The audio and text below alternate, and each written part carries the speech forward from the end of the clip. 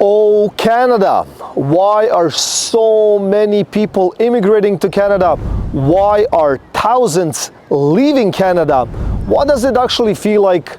What are the affordability levels? What is the weather condition? We're nearing the end of April. I'm standing here in a jacket. Obviously, I'm close to a lake, but it's extremely windy and it feels kind of cold. So this video is for you to gain another perspective. You have to do more research whether you will immigrate to Canada or whether you will leave the Canada. So this video is not about that. This is just to give you a different perspective of what you could expect. So let's get into the affordability and the high cost of living. So if you're thinking of moving to Canada, $2,400 on average will get you about a small one-bedroom condo in Toronto. So now you have to ask yourself the question, okay, so if I'm immigrating to Canada by myself, this actually might cut it because one bedroom might be okay for me alone. But if you're immigrating with your family, you have a wife, or maybe kids, 1, 2, 3, 5, I don't know how many kids you have, but if that's the case, maybe a $2,400 monthly cost will not cut it. So now let's get into earnings. So when you're actually in Canada, and if you get to a level where you could earn $100,000, which means 6 figures, after taxes, that means you will get net of $73,000 after your gross earnings, which means your one-bedroom condo of $2,400 equals to about $29,000 annually. So that's a big chunk of your actual earnings. And then keep in mind there's other factors that also include this, such as insurance, food cost, affordability levels. Maybe you will need a vehicle, maybe you will need to get around Canada or your particular city in order to earn that particular $100,000. But let's just say you did not get to 6 figures earning $100,000. Let's say you got to $60,000 of earnings, which makes it about $5,000 a month. So in that case, after taxes, you will earn $46,000 net. And then if you have to rent a place, which obviously you will have to live somewhere, your cost, I don't know how you're gonna live. You see my point? And majority of the time, people immigrating to Canada, yeah, some people have maybe savings, or maybe they can get around with living in a friend's house or acquaintances, or I don't know how they got to this particular country or what was the reason. But if you don't have savings, it will be tough for you to land, and it will be tough for you to start earning big bucks in Canada. Okay, so let's move to buying a property. So I took a ballpark of $800,000. So for instance, you land to Canada and you say, look, I would love to buy a property, not a problem. I'm here, I'm a realtor, I can help you out. But hear me out for a second. So more or less you will need 20% down, which will equal to $160,000 of your down payment, which means you will have to have $160,000 to put down on your property and carry a $640,000 mortgage.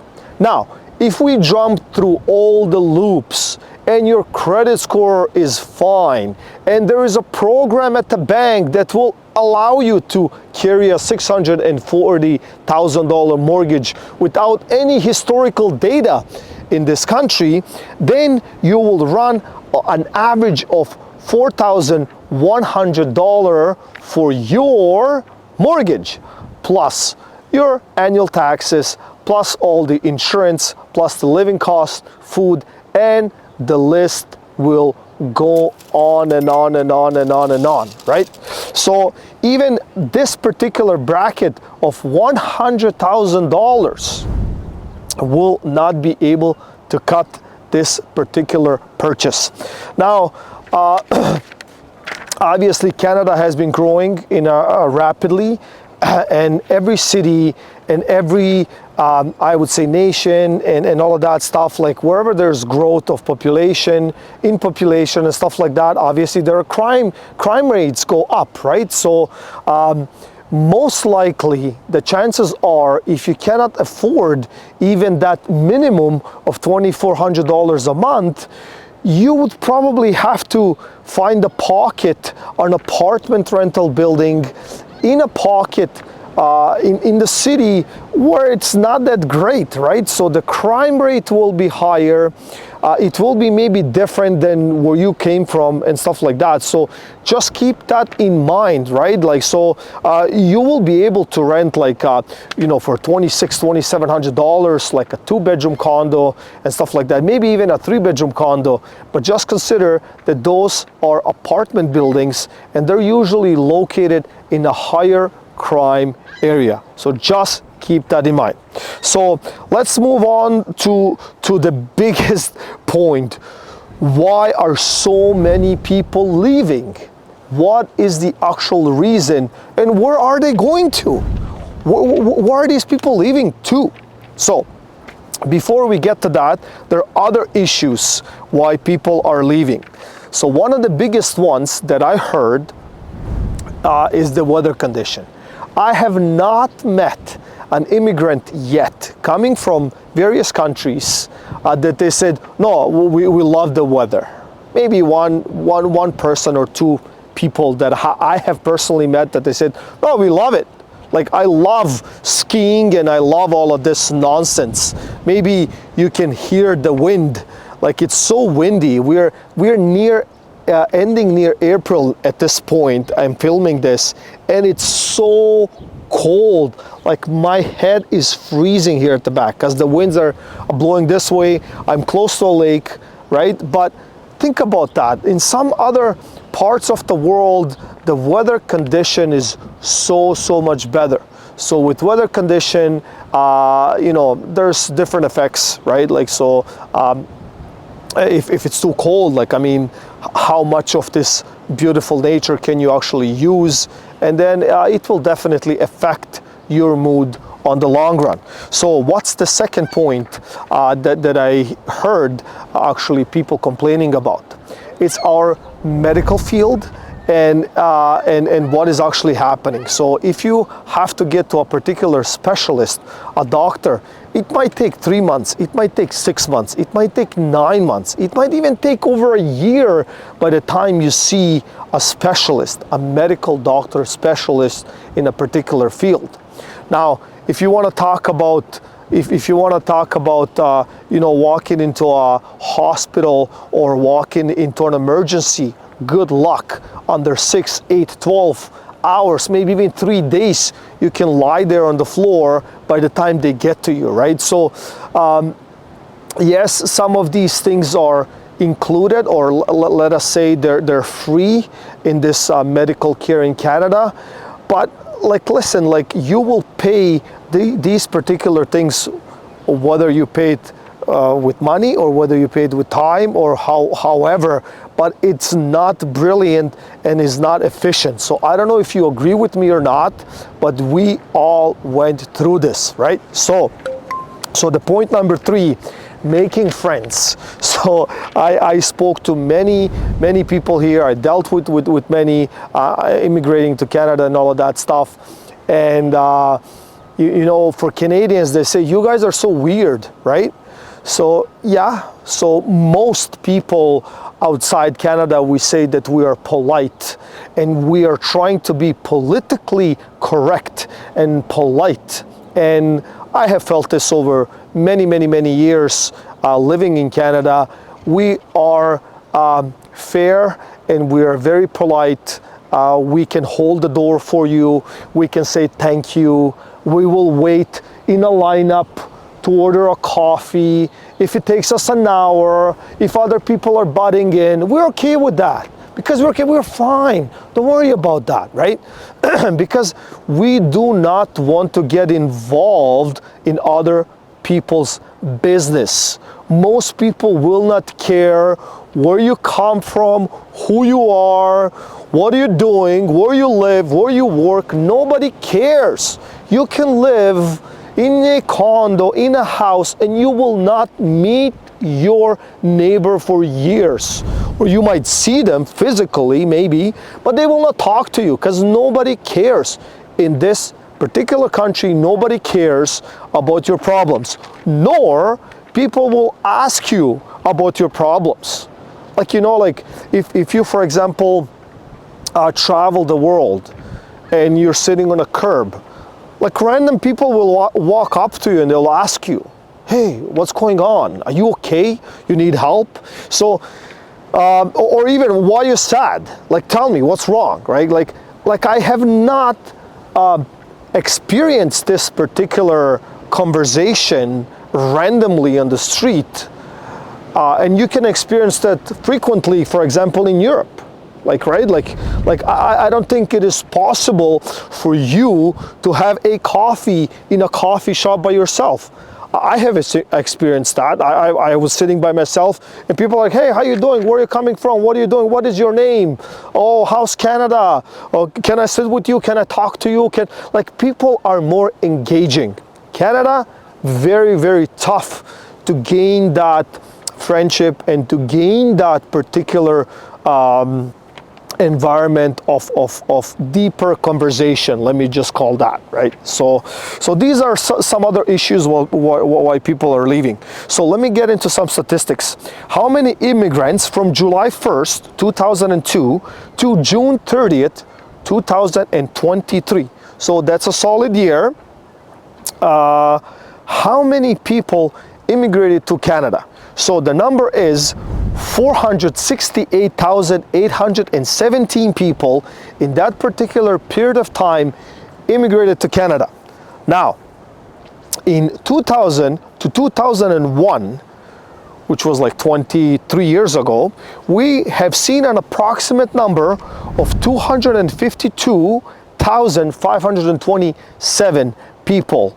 So just to give you a perspective, you know, 20 some odd years ago, we had 250,000 people that emigrated, and last year we had close to 500,000 people that immigrated to Canada. Now, what are some classifications how people actually arrive to Canada? So one is the economic immigrant. So an economic immigrant, we need your brains, we need your diploma, we need something of yours. Come to Canada, here's a job, here's something, let us try to work with you. That's number one. Number two, somebody that actually sponsors you. So you have family in Canada, they will sponsor you, you come here.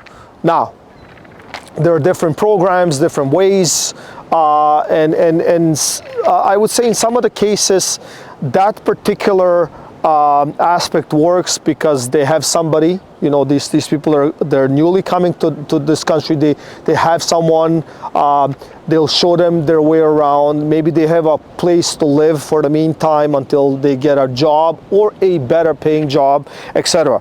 So number three is refuge, right? So there's different things that are happening in this world, and people are trying to find a safe place, and Canada seems to be one of these safe places now where people can actually immigrate to. And then number four is other immigrant, which there are a list of different reasons why people move to this country. So now, the ICC Immigration Dashboard highlights the diverse background of people who settle in Canada.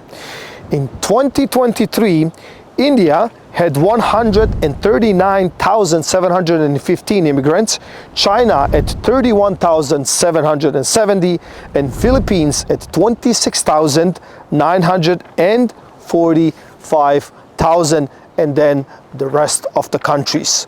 So that's some data. If you ask yourself who is actually coming and all of that stuff, right? So let's get, it's so windy here. Ooh, I'm thinking of leaving Canada, never mind. Okay, anyways, so Canada sees fourth largest outflow of residences in the past 73 years.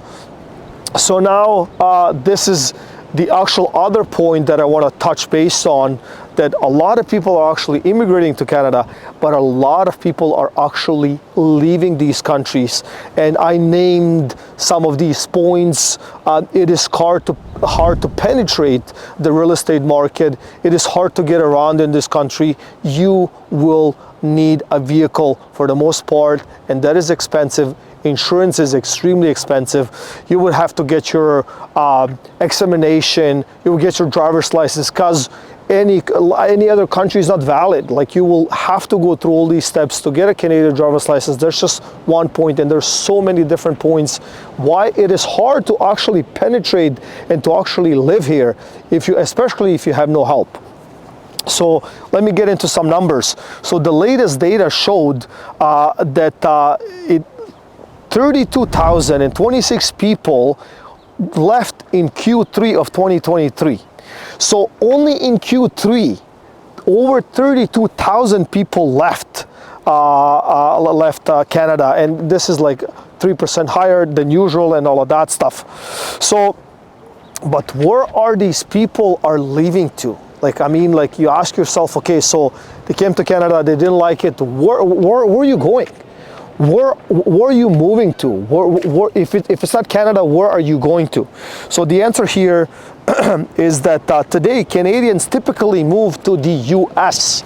So it's our neighboring country down to the south of us, and even you see the ship. So if you go straight here, maybe 100 kilometers, that's actually US on the other side. This is Lake Ontario, and on the other side would be Buffalo. Niagara Falls is somewhere right there in this corner.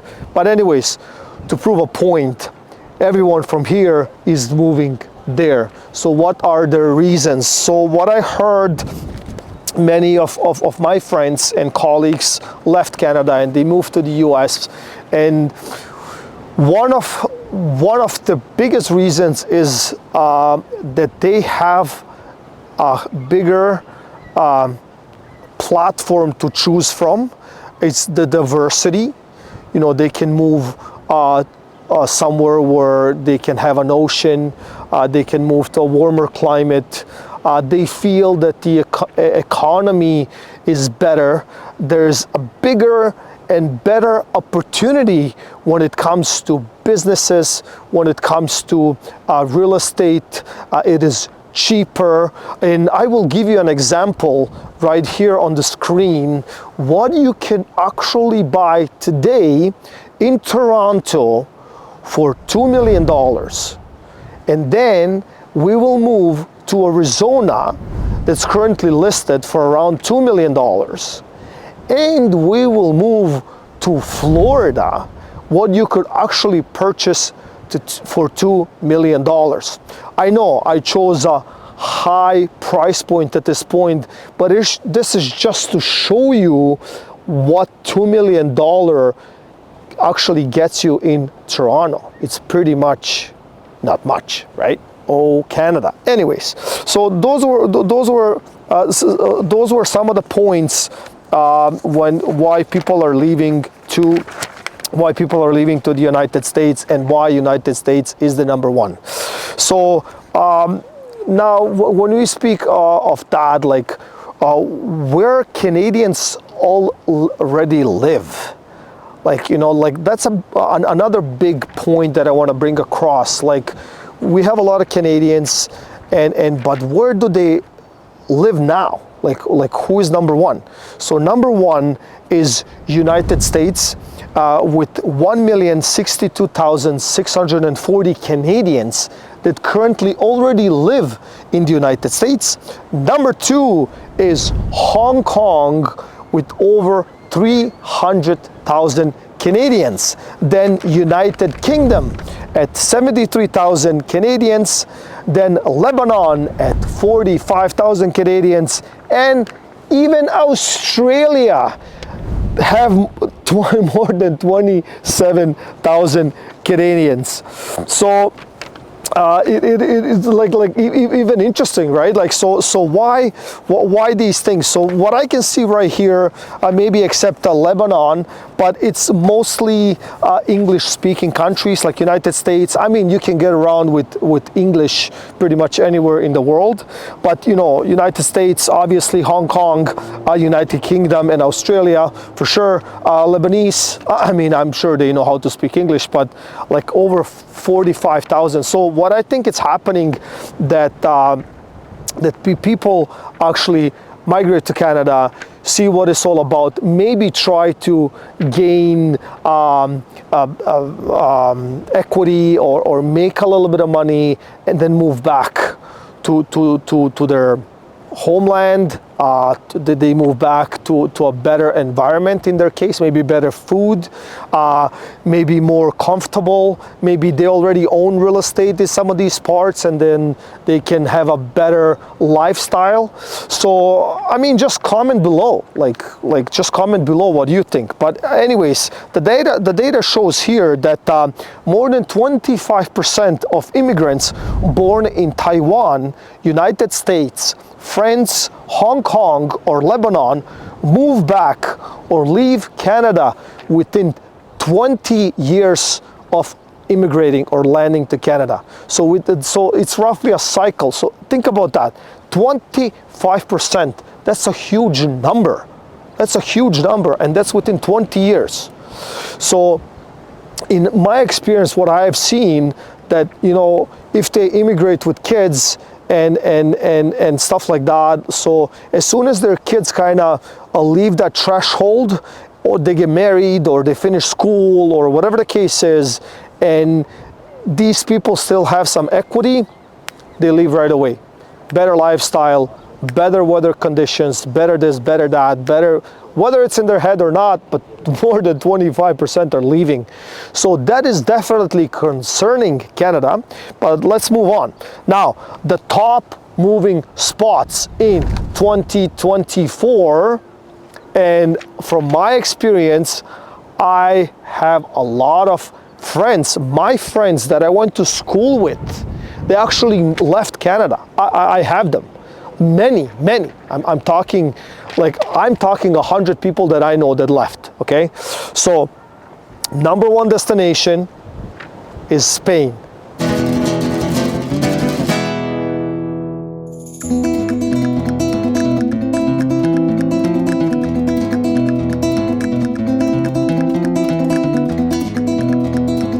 I have so many people left Canada to move to Spain. Why? Real estate is more affordable, better lifestyle. They have an ocean front, weather conditions, food,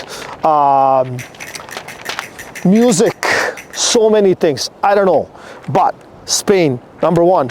Costa Rica, number two.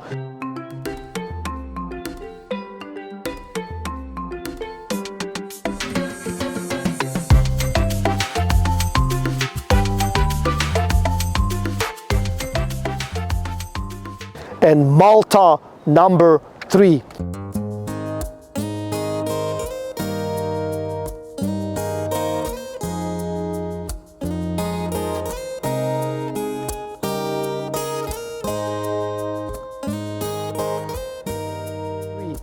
So please comment below. Comment below if you're thinking of leaving. I mean, like, if you're thinking of leaving the province of Ontario, number one, to move to another province, let's talk about that. Or if you had enough, if you just said like, look, I'm gonna leave this country and that's it.